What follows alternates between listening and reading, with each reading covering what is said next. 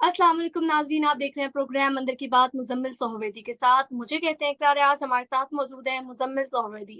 अस्सलाम वालेकुम, welcome to the show. क्या हाल है आपका? वालेकुम सलाम, बिल्कुल ठीक, आप सुनाएँ कैसी तबीयत है आपकी? मेरी अल्लाह पाक का शुक्र है सर। हम पेशावर की बात करेंगे, ग्रैंड ज़रका। पहले तो पीटीएम पर पाबंदी लगाई गई, फिर पाबंदी हटा दी गई। तो इस मुतालिक आप क्या कहेंगे, अंदर की बात क्या है? ये पाबंदी तो नहीं हटाई है लेकिन उनके को जिरगे को होने देने की इजाज़त की राह बनी है। बात तो देखिए लेकिन लोग ये सवाल ज़रूर कर रहे हैं कि पीटीएम पर एकदम पाबंदी क्यों लगाई गई? और ये जो वो पश्तून अदालत कर रहे थे, इसको क्यों रोका गया? देखिए, पाकिस्तान की इस रियासत को ऐसी इत्तलात मिली थी कि ये जो पश्तून अदालत ये बन लगा रहे थे, इसमें पश्तूनिस्तान का मुतालबा करने लगे थे कि पश्तूनों को अपना मुल्क पश्तूनिस्तान चाहिए और वहाँ से पश्तूनिस्तान का नारा लगाने लगे थे। तो रियासत ने एक्ट करते हुए प्रिएम्प्टिव के तौर पे इनको बैन भी किया और इनका वो जिरगा भी अदालत भी रोक दी, ताकि ऐसी कोई मुल्क के खिलाफ साजिश ना हो सके। अब तहरीक-इंसाफ जो पहले इस पश्तून अदालत के हक में थी और वो बड़े मंजूर पशीन गंडापुर को भी मिल रहा था, असद कैसर को भी मिल रहा था और इसकी बड़ी सपोर्ट थी। बाद में फिर केपी की जो पीटीआई की गवर्नमेंट है उसने इनके खिलाफ क्रैकडाउन भी किया, जिस पर केपी की गवर्नमेंट ने इनके जो पश्तून अदालत थी उसको रोकने के लिए वहां क्रैकडाउन किया, जिसमें 3 लोग मारे भी गए हैं। अब उसके नतीजे में एक पॉलिटिकल डैमेज था, बैरिस्टर सैफ ने उस ऑपरेशन की हिमायत की, पीटीआई ने उसके खिलाफ प्रेस रिलीज़ जारी कर दी, तो पीटीआई बड़ी डिवाइडेड थी। और इमरान खान तो इस पश्तून अदालत के हक में थे क्योंकि उनका ख़्याल था कि इस तरह और लेकिन के गंडापुर ने सेंस प्रिवेल की क्योंकि गंडापुर को पता था कि फ़ौज मौजूद है केपी के अंदर। अगर गंडापुर ये एक्शन ना लेते तो फ़ौज खुद ले लेती। अब आज गंडापुर की फ़ौज ने मदद की है, जो कुंडी गए हैं, जो मोहसिन नकवी गए हैं, अमीर मुकाम गए हैं, इमल वली खान गए हैं। क्योंकि कल तक तो मंजूर पशीन को पीटीआई ने गले से लगाया हुआ था। इनको मिल रहे थे, इनसे मुलाकातें कर रहे थे, इनसे मोहब्बतें बढ़ा रहे थे असद कैसर, गंडापुर।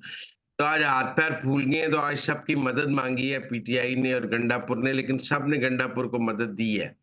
अब अगर उनका कोई पीटीएम का जिरगा होगा भी तो पाकिस्तान के आईन कानून के मुताबिक होगा, उसमें सारी सियासी जमातें मौजूद होंगी।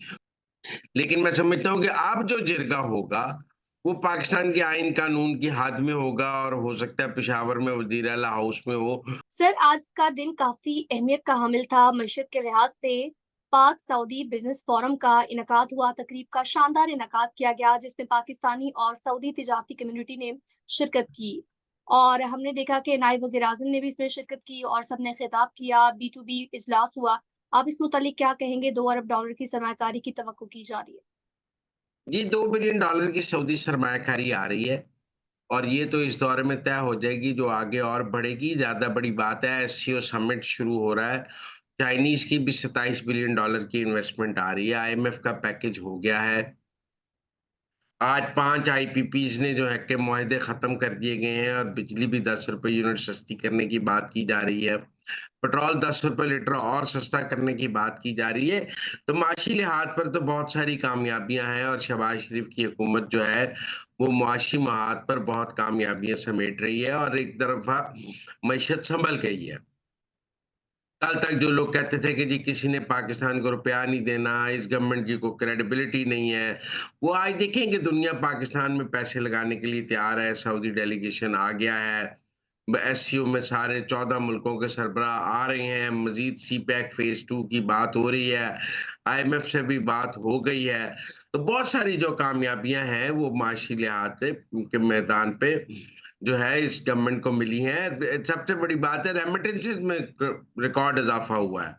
तो मेरे ख़्याल में जो नैरेटिव था ना कि जी ये इस गवर्नमेंट को कोई कहीं से रुपया नहीं मिलेगा, ये मईशत को नहीं सँभाल सकते, शहबाज शरीफ ने सारा गलत साबित कर दिया है और अब तो सारी दुनिया कह रही है कि पाकिस्तान की मईशत सँभल रही है।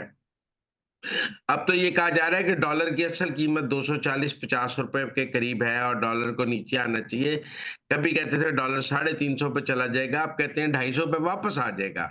तो मेरे ख्याल में जो मुआशी लिहाज से पाकिस्तान की जो पेशरफ्त है, वो इस बात का तकाज़ा कर रही है कि हम इस सिस्टम को चलने दें। अभी इस हुकूमत को चलना चाहिए, इस हुकूमत को मजबूत करना चाहिए, जो रियासत के इदारे हैं, उन्हें इस हुकूमत के साथ खड़ा होना चाहिए।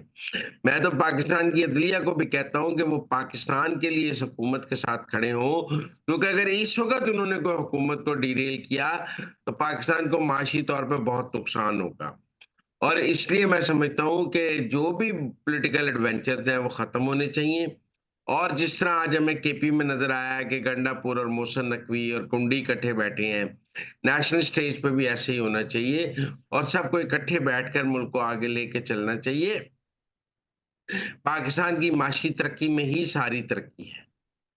बिल्कुल दुरुस्त फरमाया। इसी तरह मौशे अशारिये बेहतर होंगे। सर, आगे बढ़ते हुए बात करेंगे आईनी तरमीम को लेकर। तो ये इम्कान ज़ाहिर किया जा रहा है कि 18 अक्टूबर को 26वीं आईनी तरमीम हो सकती है और जितने भी एमएनएज़ हैं, सेनेटर्स हैं, उनको बाहर जाने से रोका जा रहा है। इस मुतालिक आप क्या कहेंगे? कि कुछ लोग बाहर हैं, उन्हें 15 तक पहुँचने के लिए कहा जा रहा है। मेरी इत्तलात के मुताबिक 16 या 17 को इजलास बुला के इनको पास करने की कोशिश की जाएगी और 18 तक सदर ममलिकत इस पे दस्तखत कर देंगे। इसीलिए अभी तक मंसूर अली शाह का नोटिफ़िकेशन नहीं हुआ है और आज भी इस हवाले से बिलावल और नवाज़ शरीफ की मुलाकात हुई है, फिर फजलुर रहमान और पीपल्स पार्टी की मुलाकात हुई है। तो काफ़ी जो पेशरफ्त है वो हमें तरमीम पे नज़र आ रही है। कुछ सरप्राइज़ेज़ हैं नंबर गेम के हवाले से, कुछ लोगों की राय है कि नंबर पूरे नहीं है, कुछ लोगों की राय है नंबर पूरे हैं। लेकिन जो भी है मेरे ख़्याल में अब जिसकी फाइनल डेट 16, 17, 18 है, उस दिन तरमीम सामने आ जाएगी और ये भी पता लग जाएगा किन नुकात पर इत्तेफ़ाक है और किन नुकात पर इख्तिलाफ। नाज़रीन, ये थी आज के अंदर की बातें। आपसे मुलाकात होगी अगले प्रोग्राम में। हमें दीजिए इजाज़त। अल्लाह निगहबान।